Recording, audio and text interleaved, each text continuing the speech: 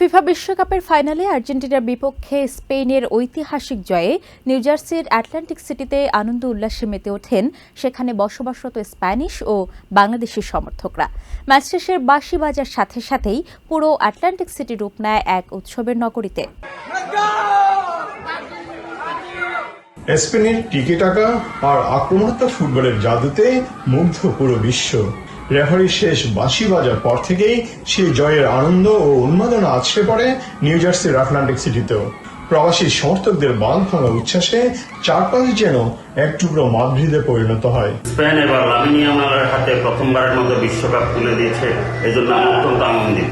Spain দ্বিতীয়বারের মতো বিশ্বকাপ জেতায় স্পেনকে অভিনন্দন জানাচ্ছি। দ্বিতীয়বারের মতো স্পেনের বিশ্বজয়ের এই গৌরব উদযাপনে আটলান্টিক সিটির প্রবাসী সমর্থকরা একে অপরকে জড়িয়ে ধরে উল্লাসে মাতেন। পর্দার সামনে বসে থাকা সমর্থকরা প্রতিটি মুহূর্তে উৎকণ্ঠা আর উত্তেজনায় পার করেন পুরো ম্যাচ।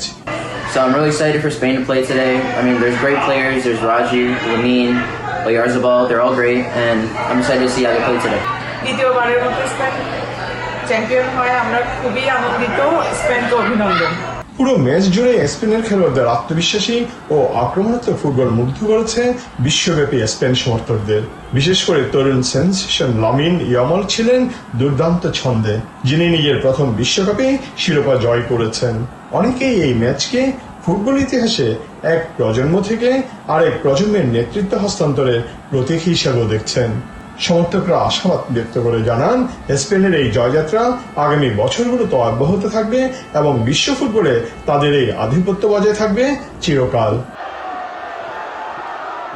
স্পেন যেন আধুনিক ফুটবলের এক নিখুঁত ক্যানভাস, যে ক্যানভাসে তারা এঁকেছে ফুটবল শৈলীর নান্দনিক এক ছবি, যে ছবির মুগ্ধতা অন্তরে ধারণ করে ফুটবল প্রেমীরা অপেক্ষায় থাকবে আরো 4টি বছরের পরবর্তী বিশ্বকাপের জন্য। Subrata Chowdhury, TVN 24, Atlantic city, new jersey, America. New York থেকে সম্প্রচারিত TVN 24 টেলিভিশন বিশ্বজুড়ে বাঙালির কণ্ঠস্বর।